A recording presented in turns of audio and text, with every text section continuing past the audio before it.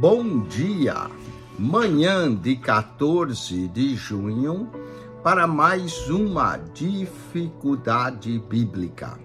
E essa é a nossa dificuldade de número 896.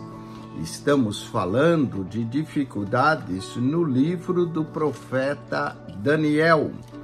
Daniel, capítulo 2, versículo de número 2, lemos: E o rei mandou chamar os magos, e os astrólogos, e os encantadores, e os caldeus, para que declarasse ao rei qual tinha sido o seu sonho, e eles vieram apresentar-se diante do rei. Como é que é? Astrólogos, magos? Será que Daniel faz parte desses adivinhos com os caldeus? Vamos à solução dessa dificuldade. Daniel 2:2 fala pela primeira vez em caldeus, em hebreus, Casdim, como sendo uma classe de astrólogos ao lado de magos, encantadores e feiticeiros. É óbvio que esse termo não foi empregado num sentido étnico. De acordo com esse ponto de vista, Nabucodonosor e a maior parte de seus líderes políticos e militares eram caldeus.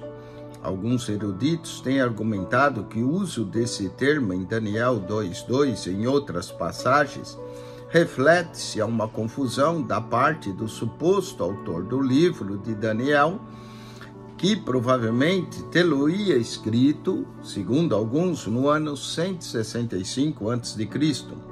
Entretanto, essa teoria está completamente ultrapassada pelo fato que o verdadeiro autor, a saber, o próprio Daniel, escreveu em meados de 530 a.C.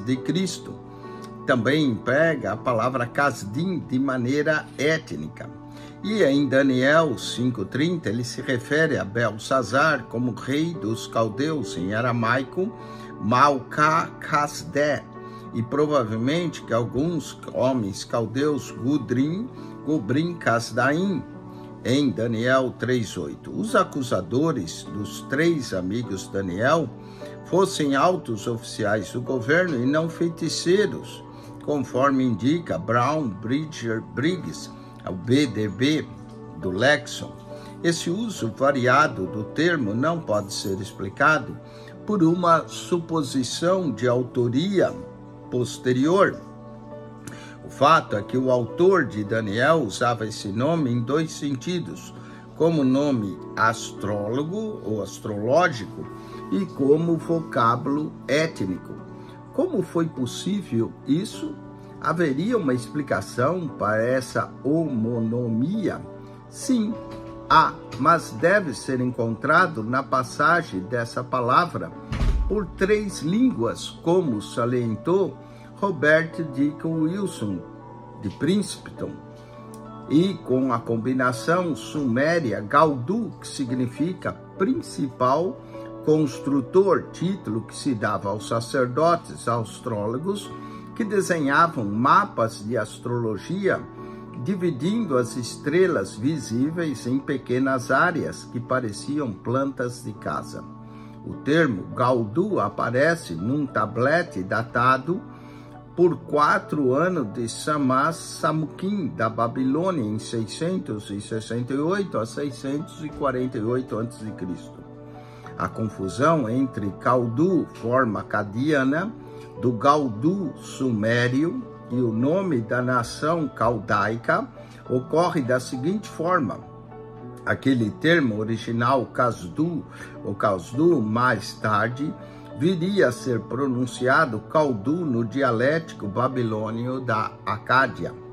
Isso foi resultado da modificação de um silibante para L, além de um dental, assim a proposição istu, fora, de um pronunciado utu na língua babilônica, posterior a astur, eu escrevi, mudou-se para altur. O estágio final chegou com a ascensão do Império Babilônico sobre Nabopolassar e seu filho Nabucodonosor. Porque nesta época de ressurreição nacional, havendo se livrado finalmente do jugo assírio, tentaram restaurar sua língua à forma clássica primitiva.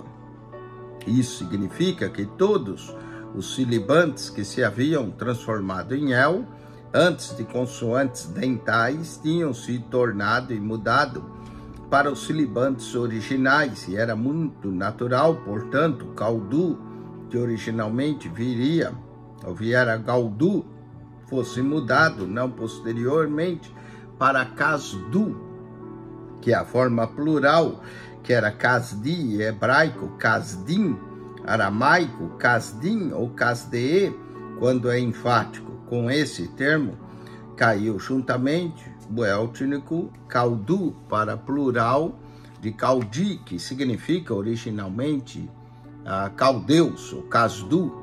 Observe que os gregos utilizavam esse nome antes da reforma neobabilônica, pois chamavam a nação de Caldai, do qual deriva, na língua portuguesa, caldeus. Bom, aqui Daniel não está sendo tratado com os caldeus, mas Daniel, sendo judeu, estava separado. E se alguns praticavam astrologia ou feitiçaria, não tem nada a ver com Daniel, porque Daniel não praticava adivinhação, mas sim revelação de Deus. Bom, com isso esperamos ter respondido a essa dificuldade do livro Daniel 2:2 e também explicando melhor o termo caldeu, da onde se veio. Quero lhe convidar para acionar o nosso canal no YouTube de duas formas. Primeiro, clicando o sinal de joinha, que ajuda o algoritmo a entender que o material que colocamos é relevante.